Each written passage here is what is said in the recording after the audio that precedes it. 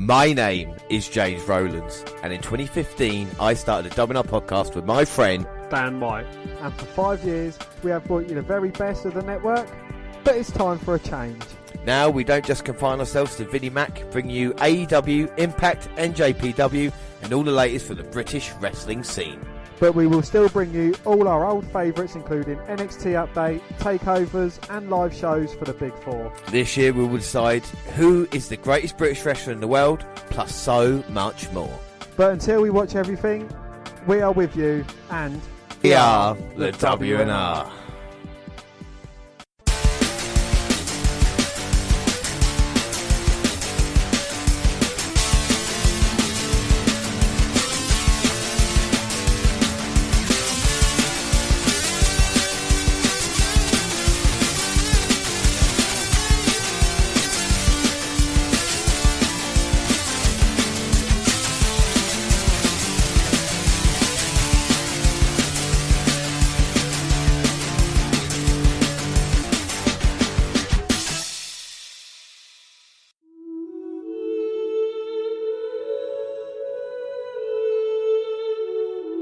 Life hinges on moments.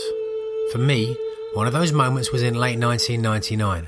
This is wrestling's backwater, the independent circuit, where most wrestlers will spend their careers. Seen all over the world on ABC 2020, I'd achieved the first step of my childhood dream to become a professional wrestler. For Nigel, this moment's been a year in the making. Within months, however, my visa ran out and I had to return to England.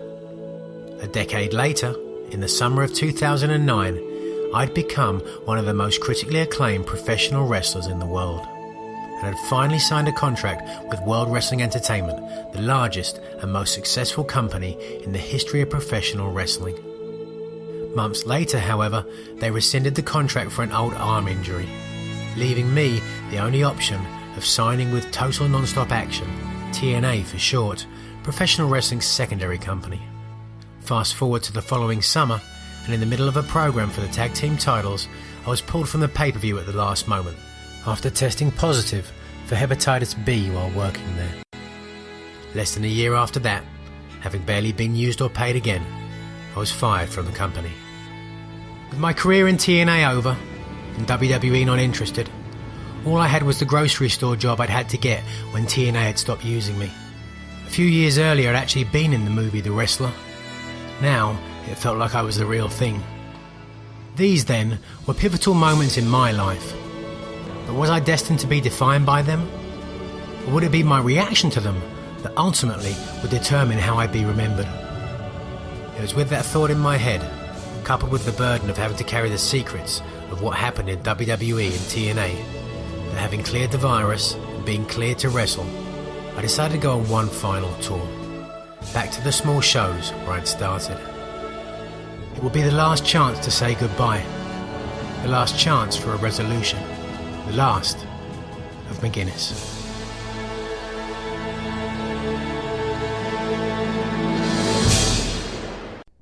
Yes, hello, I am James Rowlands, and as always I'm joined by Dan White. And today is the WNR271.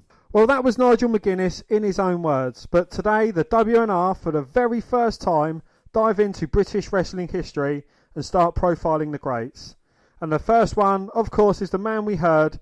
It's time for the Nigel Mcguiness Superstar Profile. Yeah, I mean, one of the things we're doing on the podcast this year is trying to answer a question as we ask ourselves.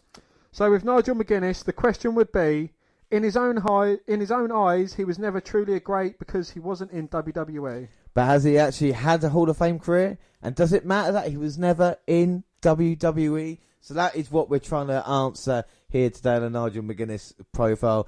Dan, how are you? And are you looking forward to this episode? It's going to be very special on here today. I am, yes. I haven't delved into Nigel Mcguiness too much, so it's going to be, something quite new to me as well. And I'm looking forward to kind of going on a journey and seeing who, the Mary table is. Yeah, without a shadow of a doubt. So let's just start quickly with the stats for anybody that's never ever heard of Nigel Mcguiness. He weighs 225 pounds. He was from London, England. He was trained by Robbie Brookside, of course, a long-term trainer in WWE now, and of course British Wrestling. Chick Cullen, Les Thatcher, and Dave Taylor. and he debuted September 1999. And he retired September 17th, 2011. And promotions, he was in TNA as Desmond Wolfe, In Ring of Honor, PWG, HWA, IPW, 2CW, IWA Mid-South, Pro Wrestling Noah, and the championships that he's held as well in his career: Ring of Honor World Champion, Ring of Honor Pure Champion, TNA World Tag Team Championship, number 1 contendership tournament 2010 winner, HWA Heavyweight Champion, HWA European Champion, HWA Tag Team Champion, and King of Europe Cup 2007 winner. his signature Marriott, London Dungeon, Tower of London. Artful Dodger. That's a nice British names. It's like the Shankly Gates, isn't it? That, Exactly. The person who would probably be most resembled to him nowadays, if you looked at it, probably Zach Gibson in that kind of style and look that he was. But then again, we're going to go into it today. And the thing about Nigel Mcguiness is we're going to look at if he was a great wrestler, as we know. And we're going to look at the person himself, because not many wrestlers are as open as Nigel Mcguiness. And we're going to have a lot of quotes today. And there is no Hollywood ending to the story. And that was Nigel Mcguiness in the last of the Mcguiness. Well, much like his life, the story of Nigel Mcguiness is a fascinating one. So to do it justice, we split it up into chapters to make it easier to digest. And we start with his early life. Yeah, so the first chapter, early life. And London, England's Nigel Mcguiness entered the world of professional wrestling in an unusual way for a British wrestler via the United States. In the mid-90s, Mcguiness moved to the US to attend university, go to Kent State University in Ohio, graduating as a chemistry major in 1997. Well, living in the heart of the American Midwest Territory, he found Les Thatcher's legendary Heartland Wrestling Association, or HWA, in Cincinnati, and began training to become a pro wrestler. Having grown up a fan of the British Bulldogs and the original Hart Foundation, he made his live debut in September of 1999 and became a star rookie with HWA. When his money ran out, he returned home to the UK and began working for All Star Wrestling in Liverpool, where he received extra training from UK legend Robbie Brookside, and like I said, now an NXT trainer, and Squire Dave Taylor. As he would save up money for 2 jobs, he would split time flying back to the US to wrestle as well. Hopes and dreams. Well, Nigel says he grew up in a village about an hour away from London. He tells the story of how he became a fan, and it was his friend got a copy of SummerSlam 1990. He remembers watching the show and loved the Hart Foundation Demolition Tag Team match. Then SummerSlam 1992 came to Wembley, and he was able to... He was 15 at the time and had his face painted like the Ultimate Warrior. He remembers walking up to ringside and seeing Vince McMahon and Bobby Heenan. Well, he talks about, for people in the UK and the United States, something that you see on TV. So seeing these guys he was used to seeing on TV every week was amazing. He got this feeling while he was at the show that he was going to be a successful pro wrestler, and he hung on to that dream to be in the WWE. Well, starting the climb. The London native made his mark on the independent scene alongside some of WWE's biggest superstars, including Kevin Owens, Seth Rollins, Cesaro, Samoa Joe, and his greatest rivalry, SmackDown Live general manager Daniel Bryan. Well, a British punk with bleached blonde spike hair, Mcguiness matched his look with an in-ring style measuring traditional British grappling with a smash mouth strikes. His devastating rebound and lariat knocked his opposition for a loop and inspired an up-and-coming Dean Ambrose. Mcguiness is widely considered to be one of the best competitors never to have a major run in WWE. Major run. Building a reputation. Well, in 2003, his skills caught the attention of Ring of Honor, and Nigel Mcguiness found his home. With Ring of Honor, he became a force to be reckoned with, a self-proclaimed punk rock soccer hooligan. Billy Idol meets Johnny Saint. After a slow start, he soon found himself infused with main event stars like Colt Cabana and Samoa Joe, winning the Ring of Honor Pure Wrestling Championship in 2005. So, another DVD. We got it, weirdly enough, for Christmas. We got it in our stocking from Santa Claus for being good boys. And it was the best of Nigel Mcguiness in it to win it, a 2 DVD set. And what we're going to do now, we're going to pick a couple of matches to watch, but we're going to run through the matches first, Dan. Of course, these will be your choices to see what you want to watch. Up first, we had Nigel Mcguiness versus Samoa Joe, of course, Ring of Honor Pure title match. We got Buffalo Stampede from 15th of October 2005. This is Christopher Daniels in a Ring of Honor Pure title match. You got the Weekend of Champions Night 1, Nigel Mcguiness versus Jay Lethal for the Ring of Honor Pure title.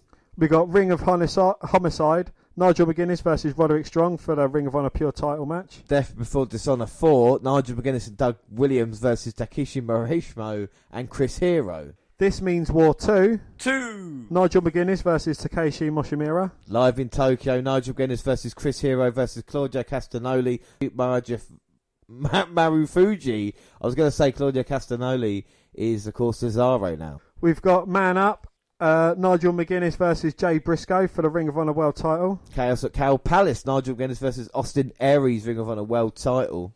Rising Above 2007, Nigel Mcguiness versus Roderick Strong for the Ring of Honor World title. Without Remorse, Nigel Mcguiness versus Kevin Steen, of course Kevin Owens as he's known now, for the world title. We've got Nigel Mcguiness versus Go Shiozaki. We've got Respect His Earn, Nigel Mcguiness versus Jerry Lynn. We've got Vendetta 2. Nigel Mcguiness versus Jimmy Jacobs. The Tokyo Summit, Nigel Mcguiness versus Go Shizuka versus Kevin Steen versus El Generico. Of course, it's Sami Zayn now for the Ring of Honor World title. The French Connection, Nigel Mcguiness versus Jerry Lynn.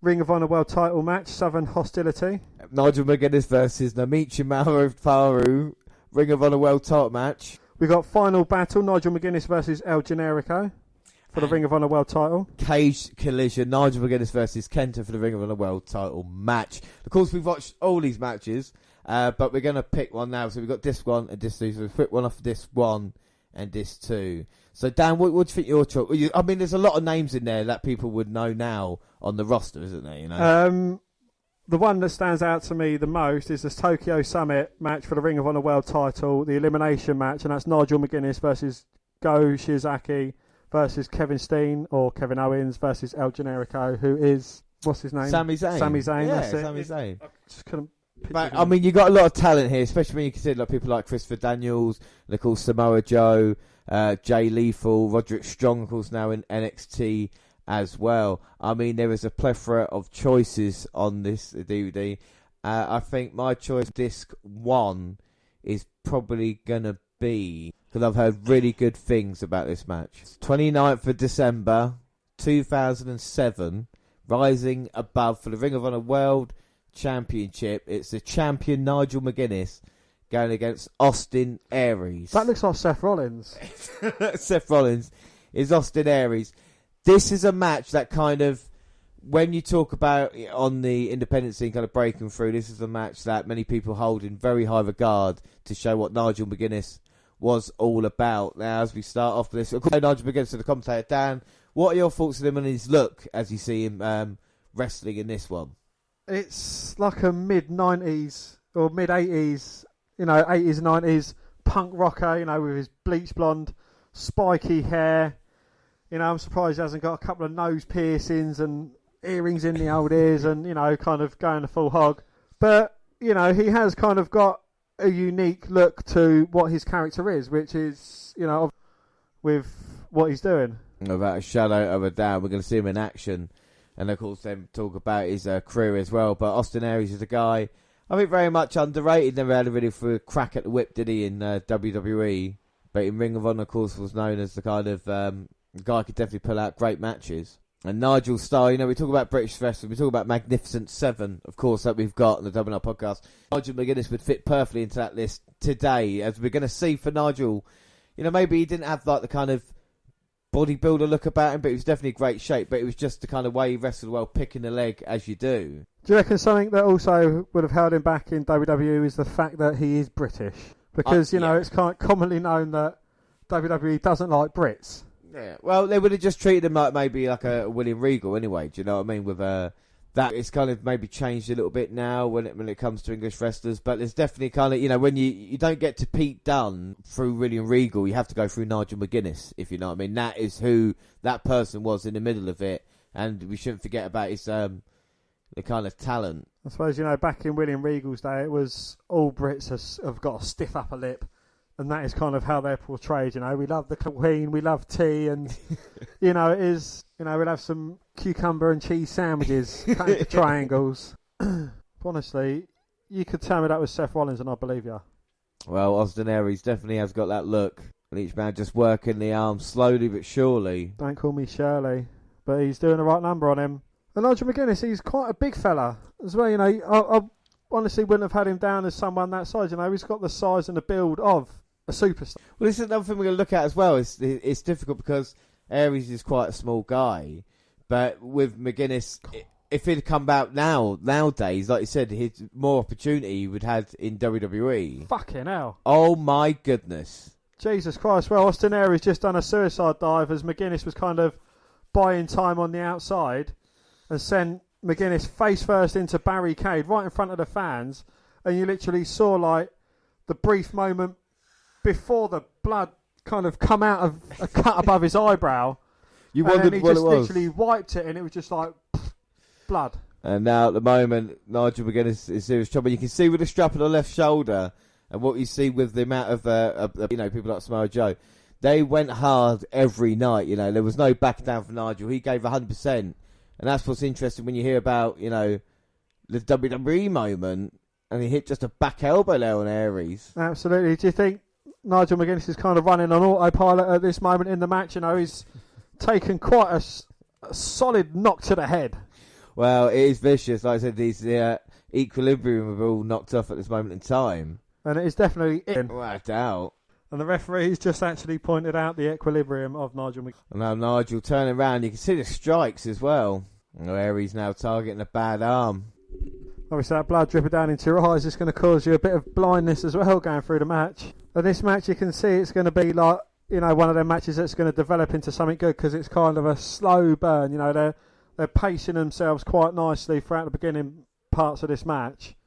And then, you can see it's going to build up a bit of steam. I don't know if the cut to the eye is going to kind of hold Mcguinnes back or anything. It's, it's one of them ones that, had he not had the cut on his eye, could it have been a different match? Do you know what? I was just thinking, this match is the perfect example of what Nigel Mcguinnes actually is as well.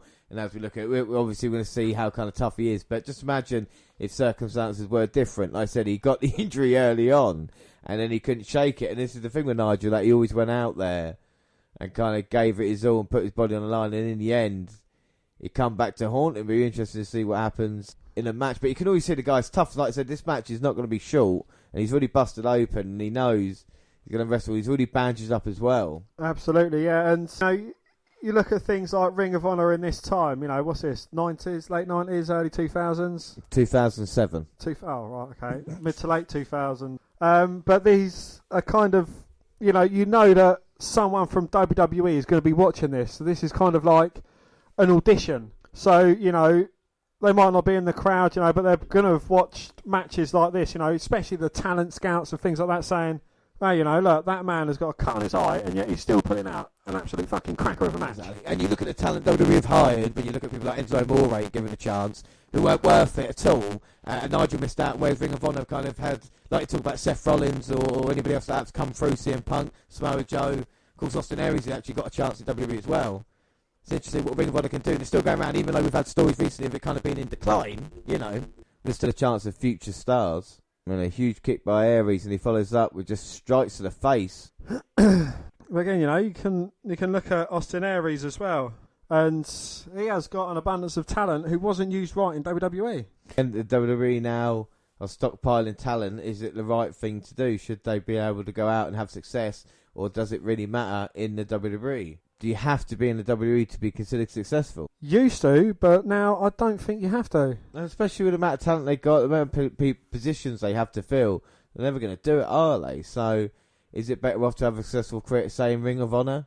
You're not going to get the exposure known as someone like Roman Reigns, Seth Rollins, and the like, but you're still going to have what everyone would deem to be a successful career. But isn't that a question of ego? Isn't that a difference between, because if you're a good great wrestler like a Nigel Mcguinnes, I don't bring Kenny Omega into it, but the people who haven't been in WWE, then all the hardcore wrestling fans, all the wrestling fans know who they are, and it's just the general public, so it's going out in the street, so it's the kind of ego of the kind of wanting to have people know who you are then, isn't it? As well as the case of being a great wrestler. It is that, but a lot of people, if you're going into a football career, you want to play in the Premier League. That is your goal and that is your dream and your ambition.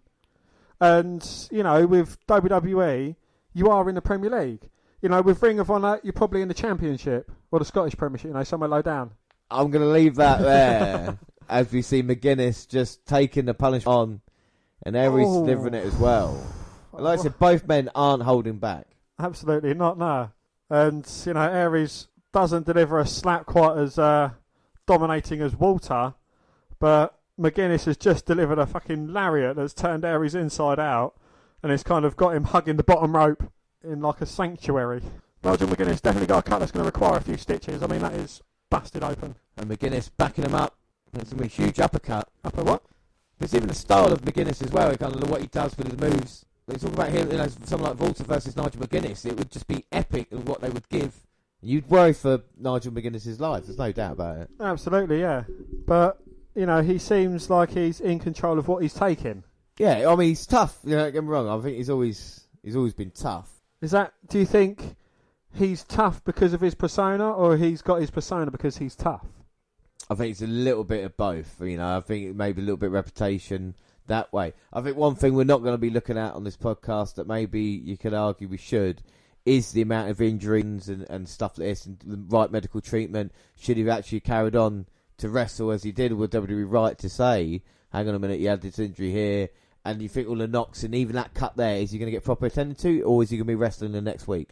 And this is the difference between nowadays WWE and wrestling back then as well. Absolutely, yeah. And, this is, especially, at this moment in time, it's, 2007, so all in light of the Chris Benoit thing, so it's kind of, a big thing at the moment. They're kind of still probably, in WWE, they're still probably getting details on the Chris Benoit story and, the wellness policies and things like that, so it's quite a big thing. No, that did change wrestling. They said after Eddie Guerrero they would do stuff, but with Benoit that changed. And even like we say with nowadays suspensions and stuff like this, it's still a thing that they're going to do. But Aries is in control of Mcguinnes, but it's a match where the person in control isn't dominating in control at the moment, which is what I like. He's getting in a few moves. Then Nigel Mcguinnes might get a slap in, and then he's getting a few moves, and then. It's kind of going backwards and forwards in a nice, even flow. And as the champion as well, he's pretty, shown he's dominant. But like you said, the challenger has proven his worth in this match as well. Absolutely. But looking at these two guys, who would you think would go on to be the biggest star? Well, it's really with Aries, he kind of has everything there. They talk about Seth Rollins. If they'd used him in that way, maybe it was the size that kind of let him down a little bit. Well, as you were saying with Seth Rollins, I'd say he looks like the yeah, exactly 205 Live Seth. And he's fighting for the heavyweight championship here, so maybe he thought he'd get his chance. Don't get me wrong, he has been successful. Impact Wrestling, he won the World Heavyweight title as well. So, again, it's a question of, has Aries had a successful career because maybe in WWE it didn't get to the main roster? I don't know. I think, if it wasn't Vince McMahon in control, fucking hell. There we go. There's a Tower of London. London, and it's like a draping cutter from the bottom rope on the outside onto them wafer thin mats. And again, Ring of Honor's mats aren't up to WWE code, so the mats are like Rizzler paper. They are tiny out there. I can see the punishment taken. He's tried a suicide dive and got caught with a huge shot to the face. And I mean, if you look at Nigel now, he does look like a beast. It would be interesting. Absolutely, yeah. This Nigel Mcguinnes in WWE, he'd probably be in NXT UK. I mean, and he could be dominant as well. You talk about especially a style. The thing I like about Nigel so much is that he's got the kind of both bits. He's got the kind of hard hitting style that we all like, and then he can wrestle as well, so he can switch. He's not just like a kind of one note type wrestler. Well, again, you put him against a Pete Dunne, a Tyler Bate, and they would pull out a 5-star match. I think anybody in the Magnificent Seven against Nigel would have a fantastic match for him. I think that Nigel gave as much as he got as well. Do you know what I mean? Like, we talk about certain world champions in the past, and Nigel was giving Aries everything in this match, win or lose, But back to what I was saying, about Aries, before he hit the Tower of London and absolutely obliterated him. It was, if someone else was in charge of WWE and not Vince McMahon, I think Aries would have been given a lot more of a chance. Yeah. But where, Vince McMahon has got a one-track mind, it's worked for us in the past, it's going to work for us now, damn it, we've got to have big wrestlers. And it's, and there's only kind of like a certain few, the Daniel Bryans that get through, that are smaller guys, that, actually kind of take Vince's interest. Yeah, I think the only guy really who didn't really have to work that hard, I think that's not right, but who kind of managed transition better than was AJ Styles when you think about that and the position he was put in afterwards kind of earned everybody trust, whereas you say with all these other guys kind of find it difficult. Well, again, with AJ Styles, his kind of reputation preceded him. So, you know, you knew what you was getting with AJ Styles. Like with Kenny Omega would fit in like a dream, you know, with WWE. But, I mean, about this match, though, I'd say what I really like about it, you talk about the selling of each man, you know, like nose line, and because he had the bad shoulder, he had to wait a second to go for the cover. Aries gets out at the last second, which you think's interesting, and as he goes up to finish him off with a towel London off the top turnbuckle, the bad shoulder again, Aries managing to work the bandage, trying to fight off the top, and now it's Nigel trying to go for that move. Bang, hits it again, but this time it's from the top turnbuckles to the mat, and he might be able to get a cover in. 1, 2, no! Aries just managing to kick out. And again, you know, that delay in Nigel Mcguiness not instantly getting in the cover was long enough for Aries to get his shoulder up. Yeah, and I truly believe Mcguiness is an artist, and the way he looks at wrestling as well, the way he kind of paints a picture, every little thing that he does actually matters in this. You know, it's even like just touching those, he's thinking about what he's going to do next, you know, and all these kind of things. Yeah, they are telling an amazing story. You know, it was kind of fairly even, and then, like, you know, you get a finisher in, and again, you know, Aries is not giving up. He's trying to do everything he can, and then you get the lunatic lariat attempt, which inspired Dean Ambrose. Austin Aries managed to fight out of it, sent Mcguiness back into it for a second lunatic lariat, and Aries, you know, wise to it, caught him up on the ropes, hangs him up, and then just kind of drops his whole body weight across his neck and sends him careering to the outside. And I don't know if these two men have got much left in the tank. They're kind of giving everything they've got. You know, what are you getting at this time in WWE? You got the Undertaker and Michaels kind of things going on, innit? Batista, Kennedy, Punk, MVP. You know, and you've got this happening in Ring of Honor. You're like, these two guys would have fit in absolutely brilliantly. But it's a matter of perception. At the time, because WWE had those guys and the kind of exposure, it showed that they were the best ones. But when you look at the actual talent, you look at people like Samoa Joe and all these lot as well who were in Ring of Honor at the time. What was the better promotion? Who went on to have more success? Same thing with Impact. Look at all the guys that were in Impact, went over to WWE, and now superstars because why? They're in WWE. And that's the interesting question. This is the thing. WWE, are they actually wrestling, or is it just because they're kind of biggest one? I mean, look at this strike. So this would never happen nowadays. Absolutely, yeah. Aries responding with her elbows to Nigel. You can see the impact. And you think about, you know, kind of unions, and there's not been any of that healthcare. You know, Nigel Mcguiness, everything he picked up injury-wise and everything like that, had to pay for himself. Oh, fucking hell. Well, Mcguiness had perched precariously on the top rope, launched himself with a lariat, took out Aries, who kind of backflipped his way to the outside of the ring and landed on the wafer thin mats after hitting the edge of the ring apron on the way down. Wow, that was a huge impact there. And again, I think, you know, the thing saving Aries from getting pinned in this match is the fact.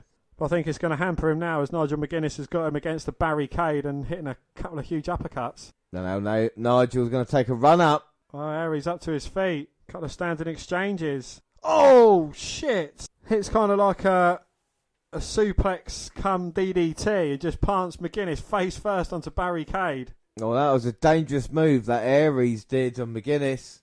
And Aries recovered quite quickly from that move. He's going to go for the cover.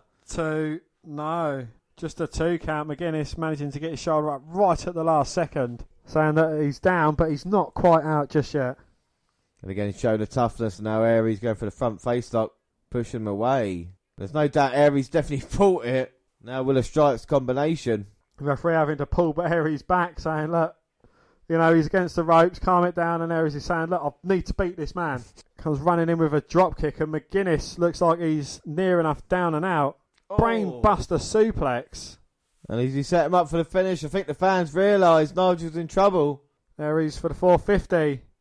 Mcguiness with her knees up though, but Nigel is so spent he can't quite capitalise on his advantage. And now Nigel just grabs the arm of Aries, bends it back. But Aries doing what he can, manages to roll Mcguiness through into a pin attempt. But Nigel kicking out. Now look, the end there. And now Aries going to look for another brainbuster. Hits it in the middle of the ring into the horns of Aries. Mcguiness doing his best not to tap. Well, his hand's going down, but His foot's on the bottom rope. He wasn't tapping out, and Aries now just trying to seize it. You see the blood on the leg of Aries where he's striking Mcguinnes' face. You can see the marks on each man. Now men exchanging slaps in the middle of the ring. Neither of them able to stand, using each other to keep themselves upright. Mcguinnes comes in, runs into a rolling elbow, goes back, lunatic lariat, but Aries gets the better of him coming into it. 2, no. Oh, and even the kickouts are brilliant at some point. As Aries again now looking to finish it. Was it the last chance for it in WWE, wasn't it? Yeah, I think it was. As Aries now with the knees. The knees have been so effective as well. They're working to open up that gash on Mcguinnes' face. And Mcguinnes, this might be the last of him as champion. They managed to turn Aries round. Pushes him off. Wow, Mcguinnes with a lariat to the back of Aries inside out. Back to the arm submission. And he's got a submission, but I don't think Aries will submit as he kicks Nigel into the ropes. Bang! Clothesline from hell, lariat. 1, 2, 3. And you see how strong that finish was as well, because Nigel, like 2 or 3 times in the match, I was going to hit it. Aries had a counter. The one time he hit it, bang, got the job done. As opposed to like the Tower of London. What are your thoughts on that match? Was it a good pick? Absolutely brilliant. Yeah, it's a great showcase of Nigel Mcguinnes, despite being injured, shows what an absolute brilliant champion he was going through it.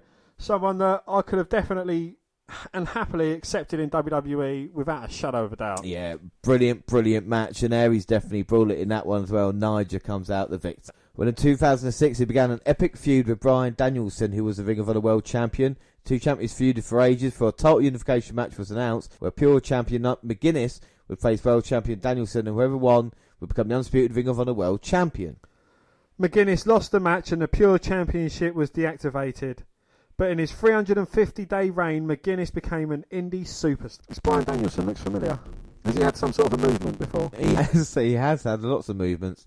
Well, this is for the Ring of Honor World Heavyweight Championships. Nigel Mcguinnes versus Bryan Danielson. 6th anniversary show, 23rd of February 2008 from New York, New York. And yeah, Bryan Danielson, Dan, believe it or not, is CM Punk. I thought I recognised him. So these two men have had a battle for years, championships, and now in the probably biggest match of their feud, fighting off. And of course, this is available on YouTube, and of course, we'll share the link as well on the WNR podcast. But Daniel Bryan, I mean, he's changed a lot over the years, hasn't he? Absolutely. I mean, he's had long hair and a beard, been clean shaven. This is kind of like the Daniel Bryan. I'm getting his name muddled up now. I'm going to be doing that throughout this whole match. Forgive me.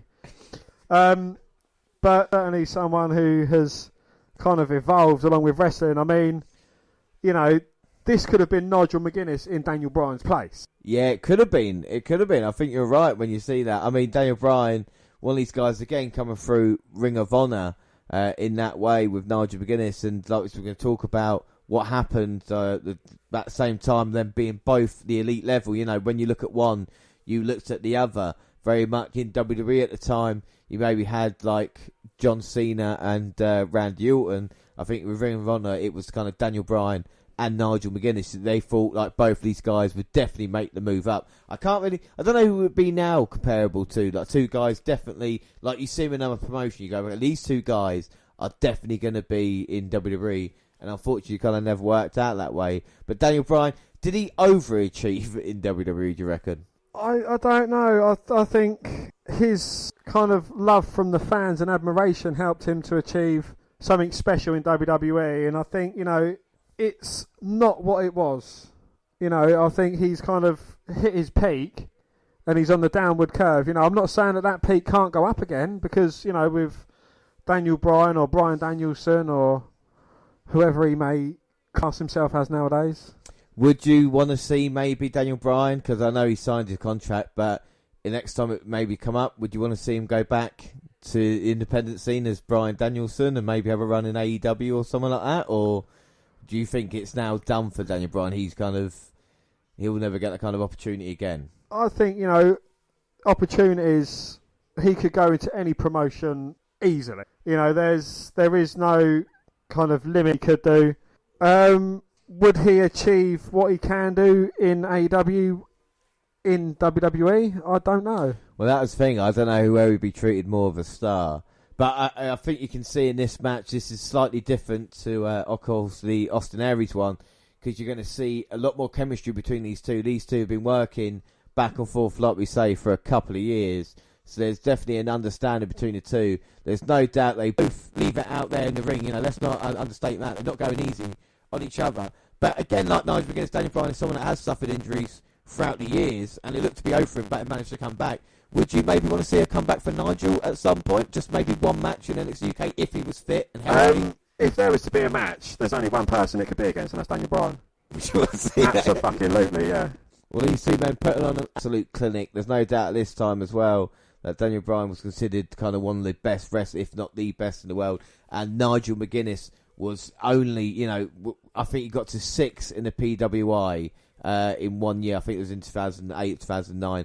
And it shows you how highly regarded Nigel was as well. It wasn't just because, he's British or whatever it was. He was a truly great wrestler. I think a lot like the Magnificent Seven as well, wasn't it? It's not just because they're British. If you look at great wrestlers on the planet, Nigel Mcguinnes as well is definitely one of those. Without a shadow of a doubt, yeah. He is someone that you could see as been, one of the first British WWE champions. I think without a doubt. I think that was his dream as well. And I think maybe it outweighed him, the fact that he couldn't get it, But there's no doubt in ring, the kind of talent was definitely there as well. Even like bigger than Daniel Bryan as well. You talk about his kind of size and attributes. He's definitely got a lot more going to him than Daniel Bryan has in that look. And especially the kind of spiked hair as well. Might take a lot of people by surprise. But that's the kind of look he went for.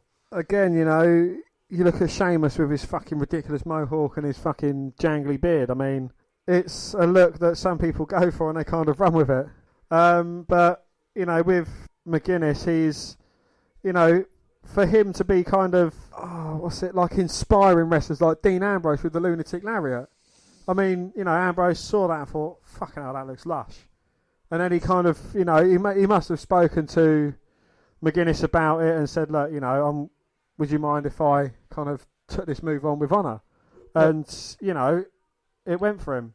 There's no doubt, especially these two at the time going through the independent scene, not just working for Ring of Honor in that way, meeting people backstage, definitely saying that is kind of, a lot of people have met him, especially because he's not as well known as maybe some, but I think a lot of the stuff that he does, a lot of people saw it and go, okay, we're going to use that because that's pretty good, and maybe not people know what it is, whereas some other wrestling moves are kind of more for certain wrestlers. With Nigel's, when you see something like that, you go, that's pretty different. Oh, I'll take that. No one else using it.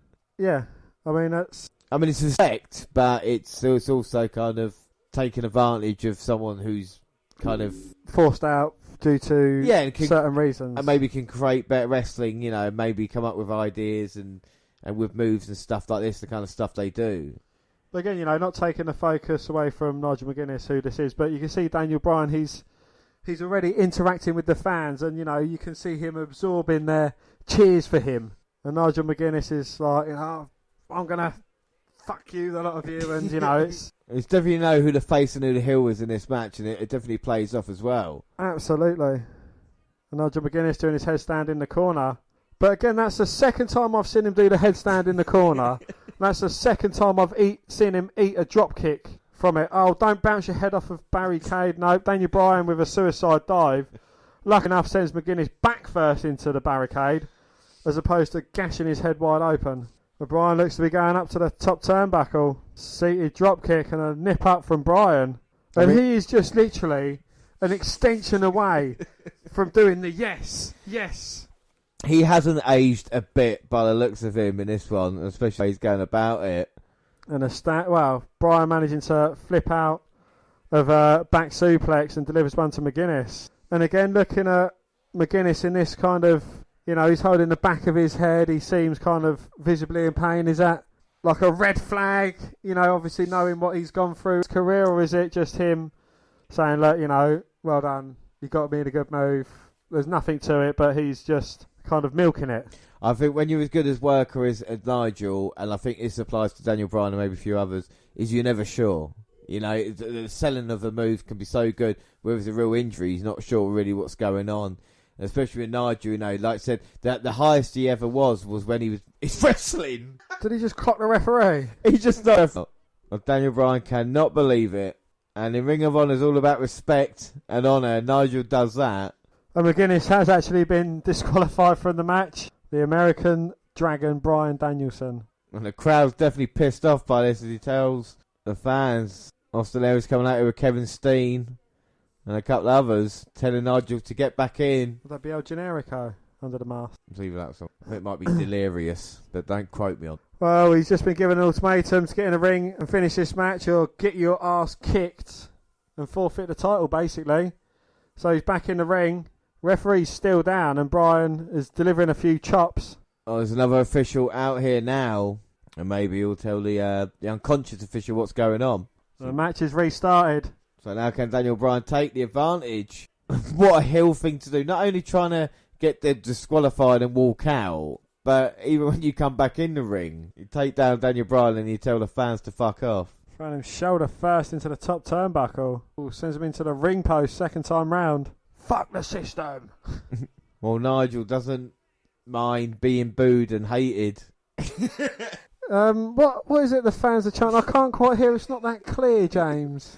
Well, it's fuck you, Nigel. And I think that's the biggest compliment you can get when you're working as a heel. Absolutely, yeah. Do you reckon we should start that chant next time we're at British Wrestling and Nigel Mcguinnes is on commentary? And he'll be like, oh, you guys. I can't do his voice. What would Nigel Mcguinnes sound like if he saw us saying that? Well, guys, thank you for taking me back to my Ring of Honor days. I appreciate what you're saying, and it is a big compliment. Something like that. Something like that, I suppose, yeah. And the fans aren't happy, and now Nigel just slapping around Daniel Bryan.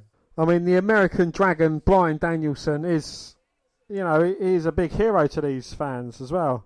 Nigel Mcguinnes is so tough, doesn't need a nickname. Indeed. As he chokes Daniel Bryan out. Bryan Danielson. Just call him Bryan. Bryan. Well, Bryan Danielson, we like your name, but we want to change it. We want to change it to something that we can copyright. How's about, and stick with me on this one, Daniel Bryan. Oh, love it. Thank God Nigel Mcguinnes didn't get signed to WWE and have to change his name. It's Mcguinnes Nigel. It's like Paddy O'Clinty, Oh, we like Mcguinnes, so it's Irish. Nigel Doherty. Peter Doherty. I think that was already taken. Oh, I see. Or is it free now? Is he dead? I don't know, but good thing. I don't care. So, nah. What does it matter? As Nigel now just literally rubbing it in there with Daniel Bryan and the fans. He's boot into the face. And now he's got the ring post. But he's got Daniel Bryan's arm wrapped around said ring post. He's not wrestling the ring post now. Oh, and he just wraps Bryan's arm around the ring post. And Nigel's not taking a lot of punishment in this match. Absolutely not. But I think, this is one that's kind of, even, here in Ring of Honor, this is kind of how Daniel Bryan works. He absorbs and absorbs and absorbs punishment, gets, kind of hit by dastardly things as well, and then comes back with the fighting spirit and gets the victory. Which makes it completely different to the last match we watched as well, because that was a case of a back and forth between champ and challenger. Well, this is Nigel Mcguinnes, and I think in his eyes, in his mind as well, that to get disqualified, he's saying forget about the fans, but maybe he thinks to himself he can't beat Bryan Danielson. Maybe he can't get the job done. It's all well and good, but like you said, the fight and the determination. You're probably not going to get the man to submit. And Nigel might be enjoying himself, but it's what's coming. There's a storm coming. Storm Kira. Sin Cara. Yeah, I think that's... It's gonna battle the South Coast. Is it? Yeah. That's a shame. Southeast. So that's what he's done since leaving WWE then. Sin Cara. And now Mcguinnes just rocking Bryan with a huge shot. Brings him up for a second huge European uppercut. But I quite like Nigel's trunks and his look anyway. I think that, even the British flag, a little bit of representation, of course. But the black as well, showing he's a little bit different. And he's going to go for the uppercut again. No, gets caught. Looking for the lariat. That gets blocked as well. And Bryan coming in with a huge kick. Then he takes Nigel's head off. This is like a really British match, isn't it? Bryan versus Nigel. The winner gets a cup of tea and a biscuit. Some crumpets. Maybe a scone. Scone on a pole match will be the next one. That's the fastest cake in the world, isn't it? What? Scone! Oh, God. And now with a kick to the back of Nigel. He's definitely getting back into this one, trying to seize momentum. He's kind of trying to absorb a movement of some sorts. Yeah, at the moment, what he's doing, a la Shawn Michaels. A la Shawn Michaels. A la Shawn Michaels. And Nigel Mcguinnes sent to the outside. And he's coming back with a huge kick to the back of Mcguinnes. Bryan grabbing them spiky blonde locks of Mcguinnes, bringing him back into the ring, but the hard way. And now Bryan trying to suplex him in, but Nigel holding on. Oh, shit. Well, Mcguinnes managed to turn it around, and you don't normally see that executed at all. But I think Bryan was intending to land on his feet. I think the momentum took him over a bit too much. And again, Nigel Mcguinnes still disrespecting the fans, even though he's dishing out a bit of an arse whooping to Daniel Bryan, calling the fans fruitcakes and flipping them off. Here comes Nigel. Fucking hell, sent Bryan through barricade with a running uppercut. Getting abused by the fans, and he's saying, fuck you too. Oh. And a huge chop there by Mcguinnes onto Bryan. Well, he's been mocking and taunting Bryan until he reversed an Irish whip. Sends Mcguinnes back first into barricade. It's not got the protection of a WWE barricade. These are still there. Now Bryan trying to throw Mcguinnes. Jesus Christ, when Bryan was trying to throw Mcguinnes back into the ring, he kind of done a U-turn to prevent it, so Bryan threw him over barricade and into the laps of the fans. And that is a bit of fan interaction That'd there be for awesome, you. yeah. Nigel Mcguinnes jumped over my shoulder. And Daniel Bryan springboards, throws himself into Mcguinnes. Shit. Well, we definitely knew we would see some good wrestling on today's podcast. There's Bryan there. He doesn't do that anymore. Absolutely not. Now Daniel Bryan looking for his chance to become two-time Ring of Honor champion. And Bryan perched on top, waiting for Mcguinnes to get up to his feet. Gets caught though. Daniel Bryan with a triangle. Can he make Mcguinnes pass out? And Nigel again, his hands moving, but not a match. Don't manages to escape. Looking for that lariat. I mean, that is on point. You talk about kind of clothesline from or anything like that. But Nigel Mcguinnes with the lariats that he does, it's kind of the way he twists his arm, so he definitely gets you. You know, like it feels like he's going to get you from the ear to the other ear. Absolutely. Ear. I think where he's kind of been spent, if he'd have gone straight into the cover, he might have got the victory, but you can see Bryan's going to kick out as he does. And now Nigel's setting Bryan up on that top turnbuckle. He's looking for to finish things off. No, Bryan managing to block it on the second. Sends Mcguinnes out of the ring. Bryan crawling back in himself. Oh, and here comes Daniel Bryan's going to go fly. Oh no, he gets caught with a huge uppercut from Mcguinnes. Tower of London to the outside. We saw this on Aries. Oh. And just drives Daniel Bryan down. And it's Mcguinnes used in the ring as a weapon as well, knowing his surroundings, and managed to use that rope. He's used it twice now. Managed to take advantage of people diving up, but unfortunately, I think Nigel above his left eye this time. And he goes in for the cover, but again, I think it's taking too long. Yeah, Bryan with a shoulder up at 2. So, second match, and again, he's busted wide open. And he's looking for Bryan's move. And will Bryan tap with this? Then again, if there's one man that knows how to get out of this, it's surely... Don't call me Shirley. It's Daniel Bryan. Well, Bryan's managing to turn it round. Mcguinnes has got blood just pissing off his face. And Bryan manages to get into a cover. And makes Mcguinnes relinquish the hold. Now here comes Nigel, going to look for maybe this lariat. Now the jawbreaker lariat, he calls it. But Bryan looking for a running knee after he ducks the lariat attempt. Now we've seen Mcguinnes do this to Austin Aries. And it fucked him up. We go with Bryan as well. Oh my God, Bryan. This could be the end of it all. Oh, this time sends him back into the ring though. And in perfect position. They're going to set him up. Tower of London. Hits it. Into the cover. One, two. No. Bryan managing to kick out. And Mcguinnes getting frustrated. And now we know what's going to come next with Nigel working through it. Grabs the arm of Bryan. And he absolutely loves this submission. He's got it in. But we know how tough Bryan is. There's Nigel's face just covered in crimson mask again. Can Bryan hold on? Looks like he's going to submit. No, he's going to try and escape it instead. He gets the tips of his toes to the bottom rope. Referee forced to break it up. But Nigel again straight back to the arm. Bryan rolls him through. Oh, rolls him through into a pinning predicament. Only the 2 count. 2. Now both men slowly getting to their feet. Here comes Nigel, clothesline. No, Bryan ducks it. Rolls him into a German suplex. Well, that might have just been the last bit of energy that Daniel Bryan had. Or Daniel Bryan's Bryan Danielson. Oh. And Daniel Bryan trying to punch Nigel Mcguinnes in the stomach, but I don't think it's affecting him at all. Well, Bryan thinking if you break the body, the head will go, but Nigel just too tough, too quick. Trying to take Bryan's head off. He sidesteps and in charging Bryan. And Mcguinnes is placed on a top turnbuckle. And now going all the way up with Mcguinnes. Mcguinnes fighting for his life. Punching Bryan in the head. It's precarious position. A super back suplex. And when you consider the injuries both of these men have had in their career, it makes it somewhat difficult viewing sometimes when you look at the risks of what they're doing. Nigel did get the shoulder up, but Bryan now looking for the cattle mutilation. Nigel in serious trouble. Trying to do all he can to escape it. I don't know how long he's going to be able to hold on for, though. He's trying not to tap. Manages to roll it through.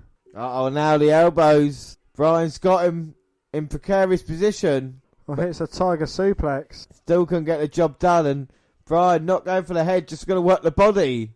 Elbows to the ribs. The disarmer. Well, he's got the arm. And Nigel's in serious trouble, trying to struggle to get to that bottom rope.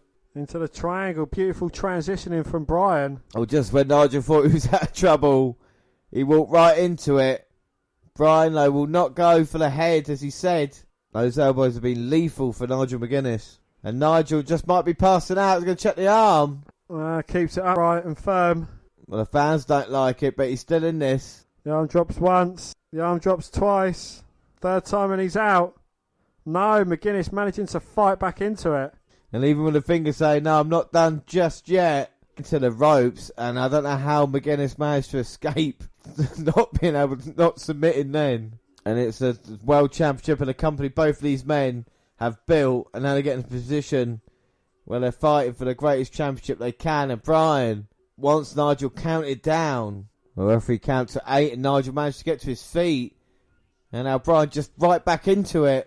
Well, Bryan's working the body, but a headbutt from Nigel kind of stops his momentum. Well, Nigel with a headbutt, he's going to go for it again. Well, for the second time with a headbutt, Bryan caught him with a kick. But Bryan just smashing his head against Mcguinnes's and coming off second best. And Bryan's had a bad eye, and referee checking now. Mcguinnes really doesn't seem to care about being stopped in this match. He wants to carry on and continue pushing Bryan. Well, this match is pretty much everything. Of course, we saw the referee get knocked out earlier. And then Nigel busted open, and now Bryan might get a stoppage here. Here comes Nigel now, head of steam. Oh! Turns Bryan inside out with that huge lariat. And Nigel's got hold of Bryan now with the elbows. And again, using Bryan's move against him. Well, Bryan said with agreement with Nigel, we wouldn't use these in the match. And Nigel's doing it himself. Bad eye, now got the arm of Bryan. Cinches it in deep. Bryan's not moving. Bryan might be out. And that is it. And I mean, Nigel Mcguiness said, we talk about a different style of match. He looked like a killer in this one. Absolutely fucking brutal. I mean, you know, he's certainly playing the heel part really well in this against, you know, the idol, the fans' favourite, Daniel Bryan or Bryan Danielson or the American Dragon or whatever you want to call him as. And, yeah, absolutely brilliant. Without a shadow of a doubt, like I said, something completely different to what we saw in the last match as well. Well, another encounter between the two took place at Ring of Honor's Unified. It was another unification bout, hence the show's title. What helps the match stand out most is it's the only one on this list to take place in the United Kingdom. Ring of Honor's foray into Liverpool in August 2006. Ring of Honor Pure Champion Mcguinnes would eventually lose on home soil, meaning Ring of Honor World Champion Danielson left with both belts in his possession.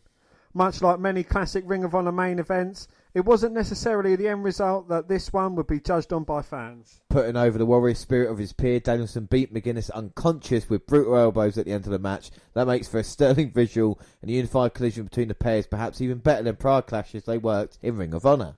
There's a special feel to the match, mainly down to the rowdy crowd and unique atmosphere that wouldn't have counted for nothing if the action hadn't been strong once the bell rang.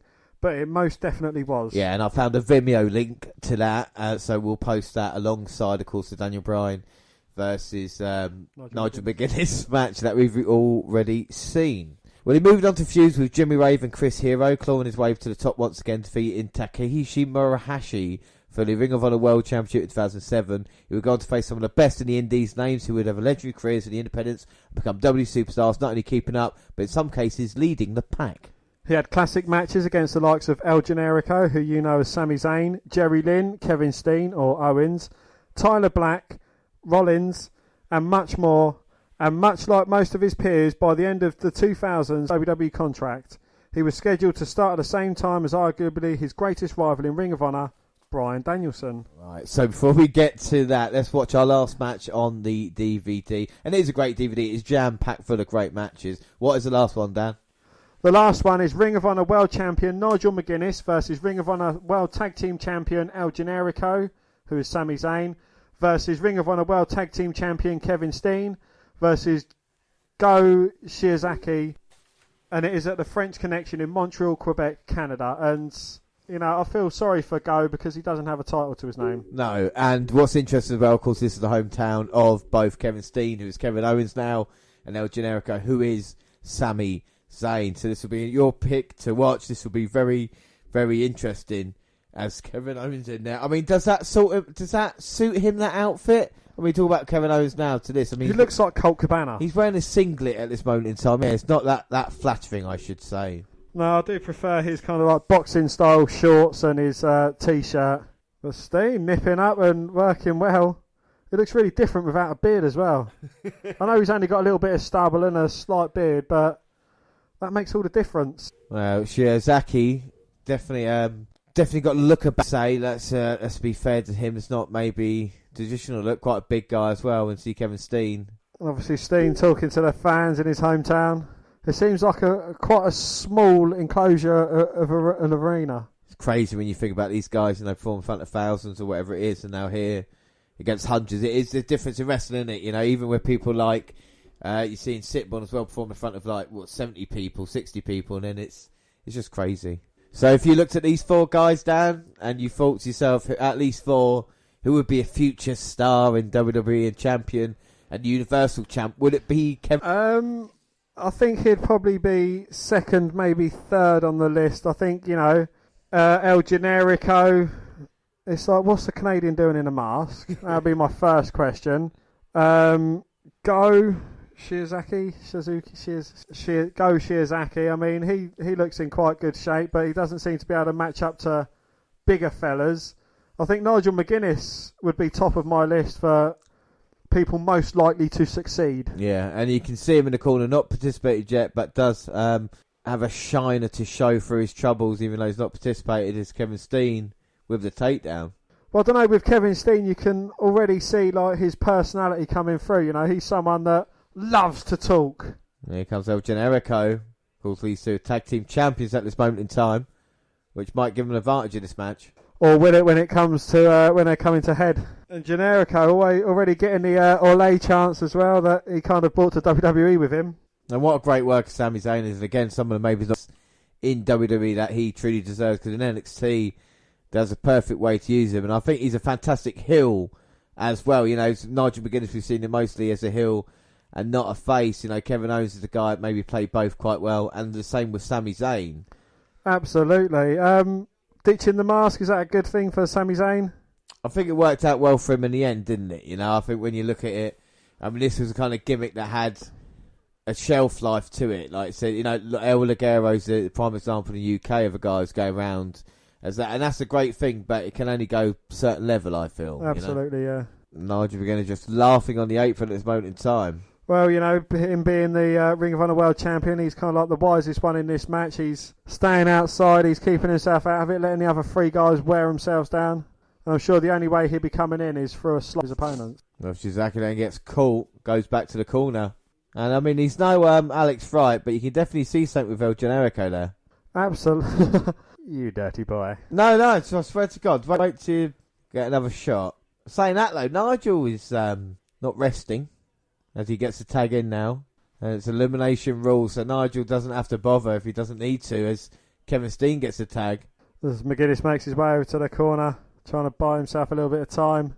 It's going to be weird next time I see Nigel Mcguiness announcing, because I've got used to him as a wrestler now, if you know what I mean, again. Yeah. I think it's definitely shown that, and please, you know, even if you've only been listening to this, even if it's just one match, go and check Nigel Mcguiness out, because it's definitely worth it. This. Absolutely, yeah, and we see Nigel Mcguiness playing a perfect heel. Sami Zayn or El Generico's tagged Kevin Steen Owens in, and you know, every time Kevin goes towards Mcguinnes, he kind of ducks in between the ropes saying, "Nope, I want to wrestle you, Generico." And he's calling him a chicken, eventually goading him into the match. So do you think he sees Generico as the weaker link of the two? I think without a doubt, I think with Nigel, he thinks about somebody who can manoeuvre around and maybe out-wrestle. And Generico's definitely in that size. We've seen him be successful over smaller guys. Yeah, Austin Aries, Bryan Danielson. Was it Bryan Danielson? Bryan Danielson. Well, here comes Sammy El Generico Zayn. Lovely Brit wrestling escape there. Like a reverse snapmare takedown there by Nigel. Just controlling the neck. And everything Nigel does well has got a reason for it. Every little thing, even taking a leg down there with a move and getting him down. Yeah, you know, working on the arm, it sets him up for his finisher. And he's one of those few heels as well. He talks trash, but he usually does it whilst he's beating up the opponent and definitely in control, not kind of open up the door. Do you know what I mean? Nigel Mcguinnes doesn't make many mistakes, there's no doubt. Apart from... Oh, no! Oh, hey! I thought it was going to be like the Ric Flair top rope bump. He actually managed in hitting a drop kick, but there's a bit of a mistake there he made. He kind of got a bit cocky, turned towards the fans, and at that point, Generico tagged in Steen and kind of got Mcguinnes from behind. And Mcguinnes again ducking between the ropes, begging off, saying, "No, I don't want to face you, Steen." Or is he going to... Oh! He's tagged in Generico, so tag team partners have got to face off against each other now. And it is legal in this match, so it's elimination. Or best friends, but with a well-timed opportunity, and they're going to say, let's just go for it. And El Generico mocking Nigel Mcguinnes in the corner. And Steen saying he can do it. Well, looking for the lariat attempt. And they're using the lariat attempt to mock Nigel Mcguinnes, so he's shown he can do that move. Generico showing that he can jump in the corner. Yeah, that is classic Nigel. Looking for the tag, drops down off the apron and just gives him the fuck you. Oh, and now pushes Steen into Generico. Steen realises who does it, but Generico doesn't. And now he thinks his friend's hit from behind. Is this a bit of intelligence from Mcguinnes trying to turn best friends against each other? I think it is. Generico wasn't paying attention and Mcguinnes made it count. Well, I think that was suckering everyone in. Knocks Mcguinnes and ring apron. Now Jill suicide dives. I was more impressed by Kevin Owens sailing over the top rope than Generico. Oh, both men hit the target beautifully. And in their hometown, they're definitely loved here. Go Montreal. There's Generico tagging in, go for Steen's even. So would you like to see these two guys teaming up as a tag team properly, going for gold and such? Oh! I think with Zayn and Owens, I think we've seen a bit too much of that on the main roster. I would want to see a bit more individuality, you know what I mean? Would you prefer them as a team or individuals? I think they've worked really well as a team. You know, they've got a couple of good unique moves there. We just see a couple of senton, but Generico was on the back of Steen, and like both men dropped onto Go then, and that was quite impressive. That's exactly what they're doing, and turning into a tag team match. But Nigel's got no interest in getting a hot tag. Absolutely not. No, he's happy to see his opponent get eliminated. Wow, like a nice front flip leg drop there from Steen. Certainly moving about a lot more agile now than he does. And Nigel there trying to creep in. Generico had it scouted though, watching his friend's back. Now the referee ushers Generico out, throws Steen into the ring post, shoulder first. And the referee's back's turned, but this is genius from Mcguinnes because he don't want to be left in a 2-1 situation with the tag team champions, and then he knows they're going to be in serious trouble. He'd rather switch it. Referee's not sure what's going on now. Referee's accepting it. And Shiozaki just clubbing the back of the head of Steen, throws him into barricade. As referee finally gets control over El Generico after seeing his friend getting mercilessly beaten up. Running uppercut towards Steen, who was back first against barricade. Well, we told the crowd he was the best wrestler in the world. And I wouldn't argue against Nigel as he throws him in to try and get rid of Steen. Only a 2. Kevin Owens looks a bit beaten down at the moment. I think he desperately needs a tag to Generico. It's interesting to see a match with no American in sight as well, really. Absolutely, yeah. I think the referee's American. He looks slightly American, yeah. Managing to escape the head scissors by getting his feet to the bottom rope. And Mcguinnes trying to get cheap digs in. Did the referee say hey or a? Because we'll know if he's Canadian or not then, won't we? He might actually be Canadian. We'll see when he counts. A 1, E. Can you please break it up, sorry, E? Turn the lights off, see if he gets scared. Steen's been in a little while now. Mcguinnes looking to come in. Finish him off, working the arm. And Mcguinnes again seeing a target, working towards his end goal, which is obviously going to try and make Steen submit to his armbar submission. And one thing about Nigel that I've definitely noticed, he enjoys hurting people. To be in that position to actually cause a little bit of pain. Absolutely. Well, in Mcguinnes' case, it's quite a lot of pain. He just wants to teach him a lesson. The way he's bent Steen's arm around his back, applying the pressure to himself. Steen managing to escape, but only to a kick in the head, puts him back down onto the mat. As Go gets the tag back in. I think Owens was ready for a tag, but Generico looked like he was interacting with the fans for a little moment there. Well, Steen and Shizaki just exchanging chops. I think Go got the better of that one. Absolutely, as he stood on Steen, goad into the Canadian fans, Super kick. Was perched up in the corner. I think he's down and out. Pinfall. No, just a 2 count. 2. Generico desperately trying to get the hot tag in. Steen trying to respond with the knife edge chops, but only managing to get one in before being dropped back to his backside again. We can see the sweat dripping off both men as Steen now. Shizaki sending Steen back first into the turnbuckles. Then a back suplex. Only a 2 count. 2. So whoever gets the first pin, their team. Well, it's not so much teams, but it is in a way. Like, you know, you got the kind of 2 hometown hero faces, and you got the 2 out of towner heels. And but whoever gets the first pinfall victory, they're obviously going to have an advantage over the other team. But back suplex, Steen bounces straight up to his feet, turns Go inside out and drops him on his head. Both desperate for a tag. Steen tags in Generico, who's perched on the top. Huge crossbody. Generico with a... Well, he gets popped up by Go and hits a drop kick from it. He's come in and he's been on fire, baby. And he was on fire till he got kicked in the face. Generico, elbow, kick, and a springboard Hurricane Rana. 2.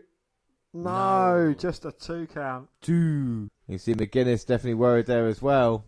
As Generico goes all the way up. Hits a splash. 2. No, only a 2 count. 2. Well, Mcguinnes managing to come in but gets taken out again by Steen. It seems like Generico is wrestling like a generic wrestler.